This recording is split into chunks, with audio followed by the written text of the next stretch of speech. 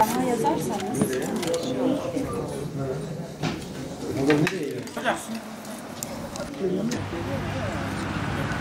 Mazlumlar için dayanışma zamanı. Bugün Dünya İnsan Hakları Günü. Temel hakları güvence altına almak üzere İnsan Hakları Evrensel Beyannamesi'nin ilan edilişi üzerinden 71 yıl geçti. Batı'nın yol açtığı dünya savaşlarında milyonlarca sivilin hayatını kaybetmesinden sonra İkinci Dünya Savaşı ardından ilan edilen bildirgeyle yaşam hakkı, eşitlik ilkesi, masumiyet karnesi ve daha birçok temel hak sıralanarak bunların her koşulda dokunulmazlığı kabul edilmişti. Aradan geçen zamana rağmen bugünkü küresel tablo göstermektedir ki ihlallerin önlenmesi konusunda insanlık hala geçer not alamamıştır. Aksine bugün uluslararası siyaset insan haklarını ve değerlerini bir kez daha yitirmiş görünmektedir. Üstelik temel haklar konusunda tüm insanlar eşit olduğu halde birilerinin hayatı hala diğerlerinden daha değerli görülmektedir. Kendini tüm insani değerlerin merkezi olarak gören Batı, bugün yabancı düşmanlığı, Müslüman karşıtlığı ve nefret suçları girdabına girmişken, dünyanın diğer ülkelerinde sivillere yönelik her türlü ihlal, güvenlik perdesi altında meşrulaştırılmaktadır. Bu ülkelerin başında yine Doğu Türkistan, Mısır ve Filistin çekmiştir. 1949 yılından bu yana Çin işgali altındaki Doğu Türkistan her yıl sistematik olarak insan haklarının ayaklar altına alındığı bir hapishaneye dönüştürülmektedir. 5 Temmuz 2009 tarihinde gerçekleştirilen Urumçi katliamından bu yana her yıl daha da kötüleşen yaşam koşulları etnik ve dini bir soykırıma dönüşmüştür.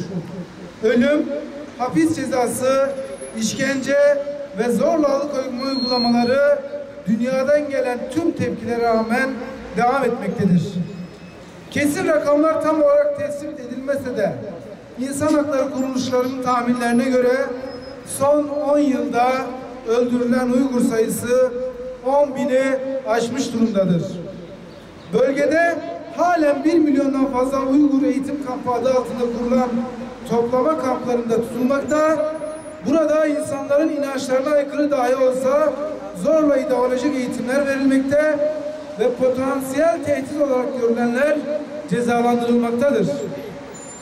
Son birkaç yıldır yapılan bir uygulama ile Uygurların evlerine yönelik zorunlu ziyaretler, gereksiz baskınlar ve Uygur Çinli zorunlu akraba olma uygulamaları insanları ürkütmektedir. Toplama kamplarına alınmış olan aile bireyleri yerine Çinli insanlar yerleştirilmesi Uygur toplumunun değerlerini tehdit eden bir uygulamaya dönüşmüş durumdadır. Çok sayıda Uygur aydını ve kanaat önderi haksız yere tutuklu bulunuyor. Bunların bir bölümü ya hapisteyken ya da bırakıldıktan hemen sonra hayatını kaybediyor. Sadece insanların yaşamına değil, kültürlerine yönelik ihlaller de dikkat çekmektedir. Birçoğu Uygur kültürüne ve dini eserlerini ihtiva eden 730 çeşit kitap ya yasaklanmış ya da yok edilmiştir. 100'den fazla web sitesi kapatılmış ve yöneticileri tutuklanmıştır. Çin'deki zulmü aratmayan ihlallerin bir diğer adresi Mısır'daki Sisi diktatörlüğüdür.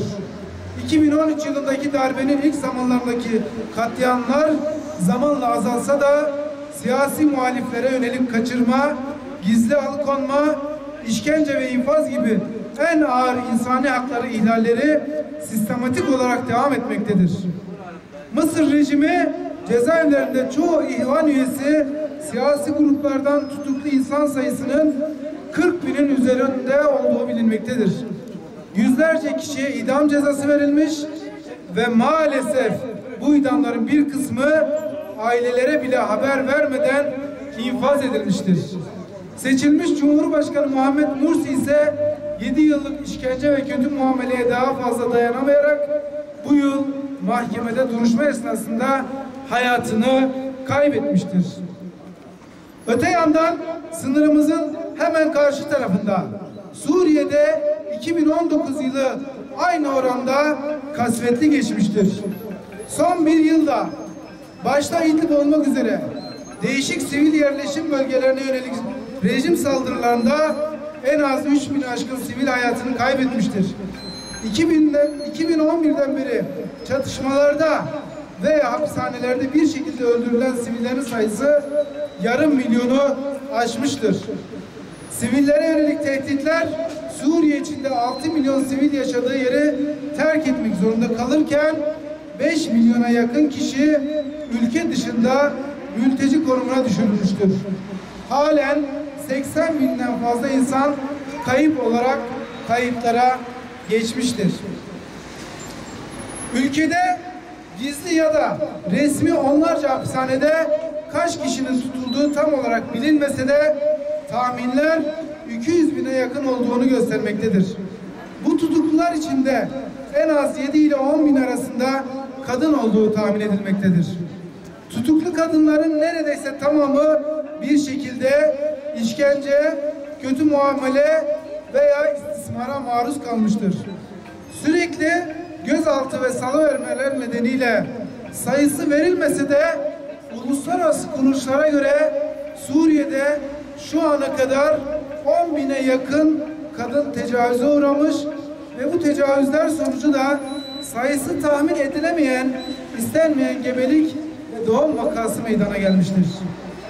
İşgal altındaki Filistin'de 2009 yılı onlarca insanın hayatını kaybettiği Gazze saldırıları ve Kudüs'teki yıkımlarla dikkati çekerken Yemen, Irak ve Suudi Arabistan gibi ülkelerde 2019 yılı insan haklarının neredeyse rafa kaldırıldığı dönem oldu.